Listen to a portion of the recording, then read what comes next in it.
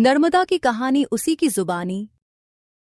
आज भारत देश जैसा है, सदा वैसा नहीं रहा है। आज जहां हिमालय है, वहां करोड़ों वर्ष पूर्व उथला समुद्र था। किसी भूकंप ने उसे हिमालय में बदल डाला, हालांकि इसमें लाखों वर्ष लगे। इसी तरह आज जहां मैं हूं, वहां 4 करोड़ वर्ष पूर्व अरब सागर का एक संकरा हिस्सा लहराता था। इसलिए तो मेरी घाटी में दरियाई घोड़ा, दरियाई भैंसा, राइनोसरस जैसे समुद्री पशुओं के जीवाश्म पाए गए हैं। मेरे तट पर मानव के विलुप्त पूर्वजों के अस्थिपंजर भी पाए गए हैं। उम्र के हिसाब से मैं गंगा से बड़ी हूं, क्योंकि जब गंगा नहीं थी, मैं तब भी थी। जब हिमालय नहीं था, विंध्य तब भी था। विंध्य शायद भारत भूमि का सबसे पुराना पर्वत प्रदेश है। यह बहुत पुरानी बात है। यह ठीक है कि मेरे तट पर मोहनजोदड़ो, हड़प्पा जैसे 5000 वर्ष प्राचीन नगर नहीं रहे, लेकिन मेरे ही तटवर्ती अंचल होशंगाबाद और भीमबेटका में 20,000 वर्ष पुराने प्रागैतिहासिक चित्र पाए गए हैं। इतने बड़े नगर मेरे तट पर हो भी कैसे सकते थे? मेरे दोनों ओर तो घने जंगलों की भरमार थी। इन्हीं जंगलों के कारण वैदिक आर्य तो मुझ तक पहुंचे ही नहीं। बाद में वे जब आए भी, तो अनेक वर्षों तक इन जंगलों को पार कर दक्षिण में जाने का साहस न कर सके। इसलिए मैं आर्यावर्त की सीमा रेखा बनी रही। उन दिनों मेरे तट पर आर्यावर्त या उत्तरापथ समाप्त होता था और दक्षिणापथ शुरू होता था। मेरे तट पर तपस्या करने वाले ऋषियों ने मेरा नाम रेवा रखा, यानी कूदना। उन्होंने मुझे चट्टानों में कूदते, फांदते देखा तो मेरा नाम रेवा रख दिया। एक अन्य ऋषि ने मेरा नाम नर्मदा रखा। उनके विचार से मैं सुख या आनंद देने वाली नदी हूं, इसलिए उन्हें नर्मदा नाम ठीक जान पड़ा। मैं भारत की 7 प्रमुख नदियों में से हूं। गंगा के बाद मेरा ही महत्व है। हजारों वर्षों से मैं पौराणिक गाथाओं में स्थान पाती रही हूं। पुराणों में मुझ पर जितना लिखा गया, उतना और किसी नदी पर नहीं। स्कंद पुराण में रेवाखंड तो पूरा का पूरा मुझको अर्पित है। कि पुराण कहते हैं कि जो पुण्य गंगा में स्नान करने से मिलता है, वह मेरे दर्शन मात्र से मिल जाता है। मेरा प्रदेश सौंदर्य की दृष्टि से अद्वितीय है। भारत की अधिकांश नदियां पूर्व की ओर बहती हैं और मैं पश्चिम की ओर। अमरकंटक में मेरा और सोन का उद्गम पास पास है, लेकिन मैं पश्चिम में बहती हूं और सोन पूर्व में, मेरे बिल्कुल विपरीत दिशा में। इसे लेकर पुराणों में भी एक सुंदर कहानी है। उसके अनुसार मेरा और सोन, यानी सोनभद्र जिसे उन्होंने नद माना है, का विवाह होने वाला था। पर सोन मेरी दासी जुहिला पर ही आसक्त हो बैठा तो मैं नाराज हो गई। कभी विवाह न करने के संकल्प के साथ मैं पश्चिम की ओर चल पड़ी। लज्जित और निराश सोन पूर्व की ओर चला गया। मैं चिरकुमारी कहलाई, इसलिए लोग मुझे पवित्र नदी मानते हैं और मेरी परिक्रमा करते हैं। यह परिक्रमा भिक्षा मांगते हुए नंगे पैर करनी पड़ती है और नियमानुसार करने पर इसमें 3 वर्ष 3 महीने और 3 दिन लगते हैं।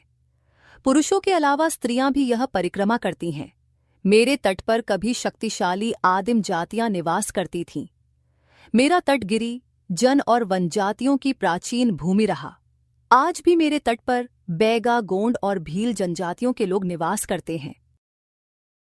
इनकी जीवन शैलियों, नृत्यों तथा अन्य प्रथाओं में दूर दूर के लोगों को आकृष्ट किया है। मैंने हमेशा जीवन में केड़ी-डीढ़ा संघर्ष किया। सरल मार्ग छोड़कर कठिन मार्ग चुनना मेरा स्वभाव रहा है। इसलिए कठिनाइयों में से रास्ता निकालना मेरा स्वभाव हो गया है। अमरकंटक से जो एक बार चली तो खड्डों में कूदती, निकुंजों में धंसती, चट्टानों को तराशती और वन प्रांतों की बाध तोड़ती भागती चली गई।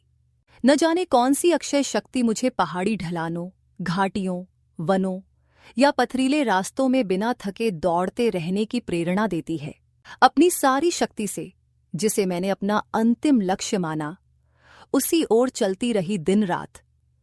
मैं एक हूं, पर मेरे रूप अनेक हैं। जब मूसलाधार वर्षा होती है, तब मैं उफन पड़ती हूं। वसंत में मैं मंद गति से बहती हूं और गर्मियों में तो बस मेरी सांस भर चलती है। प्रत्येक नदी का सर्वाधिक मूल तत्व पानी होता है, लेकिन यही मेरा सबसे कमजोर तत्व है। बरसात में तो उफन पड़ती हूं पर गर्मी में सूखकर कांटा रह जाती हूँ। बड़ी अप्रत्याशित नदी हूँ मैं, आज कुछ कल बिल्कुल दूसरी। कब चौड़ी से संकरी, द्रुत से विलंबित, गहरी से उथली या नन्ही नाजुक से जुझारू हो जाऊं, कुछ कहा नहीं जा सकता। हल्ला गुल्ला मुझे पसंद है, नाम ही रेवा है। कोमल और शांत बनते भी देर नहीं लगती। सच तो ये है कि मैं खुद भी नहीं जानती कि अगले क्षण मैं क्या करने वाली हूं। मैं प्रपात बाहुल्या नदी हूं। मेरे उद्गम स्थल अमरकंटक में 2 प्रपात हैं, कपिलधारा और दूधधारा।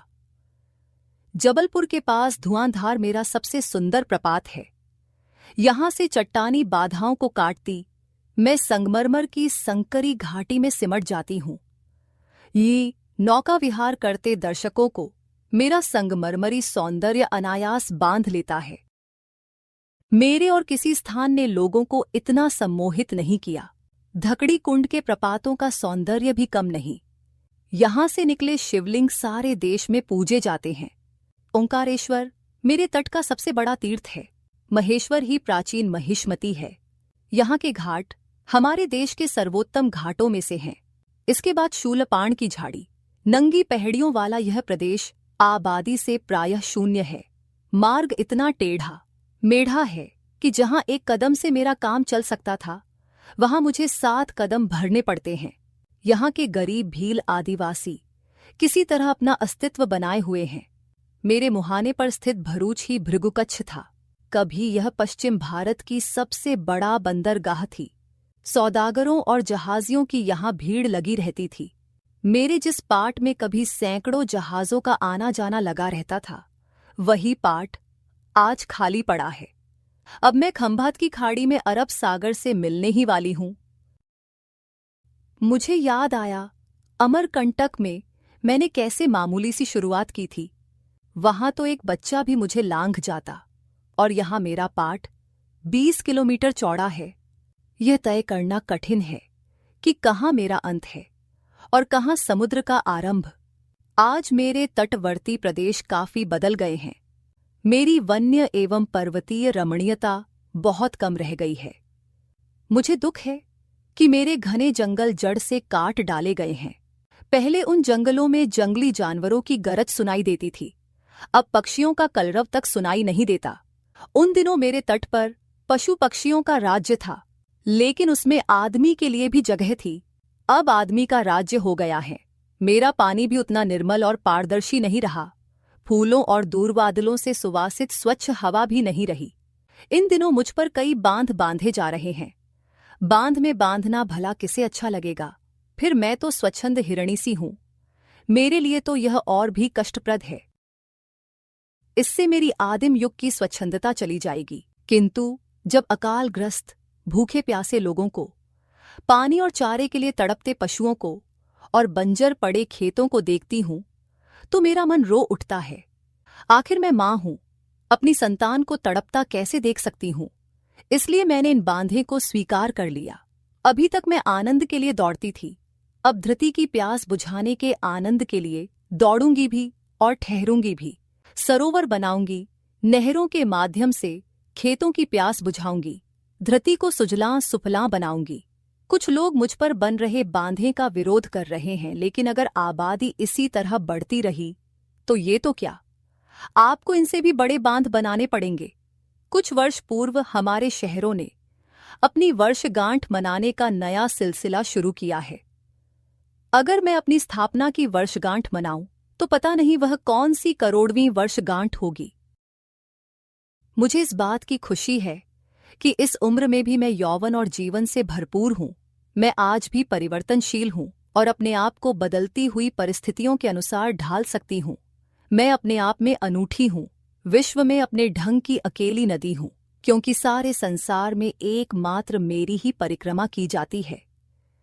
लोगों ने मुझे खूब स्नेह दिया, मुझे मां कहा, मेरे जल को अमृत माना, मेरे तट पर तपस्या की, आश्रम बनाए, तीर्थ बनाए। मेरे तट के छोटे तृण और छोटे कण न जाने कितने परिव्राजकों, ऋषि मुनियों और साधु संतों की पदधूलि से पावन हुए। मुझे चिरकुमारी कहा, मेरी परिक्रमा करने की परंपरा चलाई। इस देश के करोड़ों निवासियों के लिए मैं केवल नदी नहीं, माँ हूँ। यह सुखद अनुभूति मेरे लिए अनंत काल तक काफी होगी।